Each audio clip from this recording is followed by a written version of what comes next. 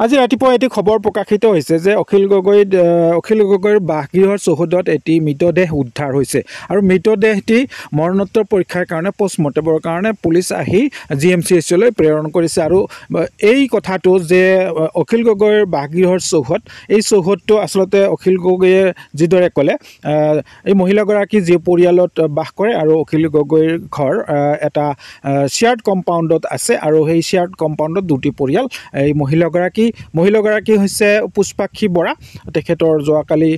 দীৰ্ঘদিন বেমাৰৰ পিছত মৃত্যু হোৱা বুলি প্ৰকাশ পাইছে অখিল গগৈৰ মন্তব্য আছে মন্তব্য চাওক যদি আপুনি চেনেলটোত প্ৰথম হৈ আছে তেন্তে ছাবস্ক্ৰাইব এটা কৰি দিবলৈ পাহৰি নাযাব মানে আমি হাউচ নম্বৰ 40 আমি শ্বেয়াৰ্ড কম্পাউণ্ডত থাকোঁ আমি মানে হাউচ নম্বৰ 40 আমি দুটা পৰিয়াল থাকোঁ এটা আমাৰ পৰিয়াল আৰু এটা আমাৰ ভিন্দুহেঁত বুলি মই ভিন্দু বুলিয়ে মাতো আৰু ভিন্দু আৰু বাইদেউহেঁত থাকে কালি মই আমাৰ বঙাইগাঁৱত এখন মিটিং আছিলে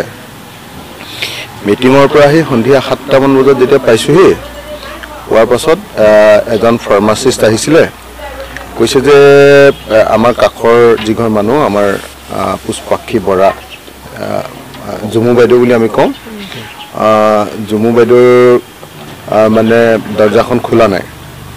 তেতিয়া মই লগে লগে ভিন্দুক ফোন কৰিলোঁ ভিন্দু নগাঁৱত আছিলে বুলি ক'লে মই ক'লোঁ ভিন্দু এনেকৈ আহিছে দৰ্জাখন খোলা নাই তাৰপিছত আমি চবেই চালোঁ দৰ্জাখন খুলিব নোৱাৰিলোঁ আমি ভিতৰৰ পৰা বন্ধ হৈ আছে দৰ্জাখন তাৰপাছত ভিন্দুক মাতিলোঁ ভিন্দুক তৎক্ষণাত মাতিলোঁ মই অকণ খং কৰিয়ে মাতিলোঁ আৰু সোনকালে আহক আপুনি ইমান দেৰি কি কৰিছে এখন হেৰি হৈছে মানুহ পোৱা নাই বাইদেউ এনেকৈ বুলি ক'লোঁ ভিন্দু তৎক্ষণাত আহিলে নগাঁৱৰ পৰা আহিলে ল'ৰাটো আহিলে তেওঁলোকে দুজন অহাৰ পাছত দৰ্জাখন খুলি দেখিছে যে মানে বাইদেউ ঢুকাই আছে বাইদেউ আচলতে দীৰ্ঘদিন ধৰি অসুখত ভুগি আছিলে তেখেতৰ লিভাৰ আৰু কিডনী মানে বেছি আৰু মানে কালিহে মই কাগজখিনি চাইছোঁ লিভাৰ আৰু কিডনী দুয়োটাই হেৰি হৈছিলে আৰু তাৰপিছত একেবাৰে হেৰিটো কম আছিলে কি কয় আপোনাৰ হিমোগ্ল'বিন নাই আৰু একেবাৰে নাই এনেকুৱা হৈ আছিলে তাৰপাছত গতিকে ভিন্দু আৰু আচলতে আমাৰ ই ল'ৰাটো আমাৰ এটাত নথকাৰ কাৰণে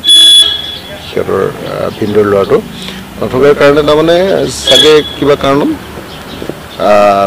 হেৰি হ'ল আৰু ঢুকালে এতিয়া আমি লগে লগে ভিন্দু অহাৰ পাছতে মই লগে লগে মানুহ এজন দি পুলিচক খবৰ দিয়ালোঁ পুলিচ আহি পোষ্টমৰ্টেম কৰিবলৈ এতিয়া পঠিয়াই দিছে এইখিনিয়ে কথা আৰু আপোনালোকে কৈ আছে যে অখিল গগৈ ঘৰতে বুলিয়ে কৈ আছে অখিল গগৈ ঘৰত নহয় মানে এইটো আমি শ্বেয়াৰ্ড কেম্পাছত থাকোঁ শ্বেয়াৰ্ড কেম্পাছত থাকোঁ মানে আমাৰ কাষৰ ঘৰটো হা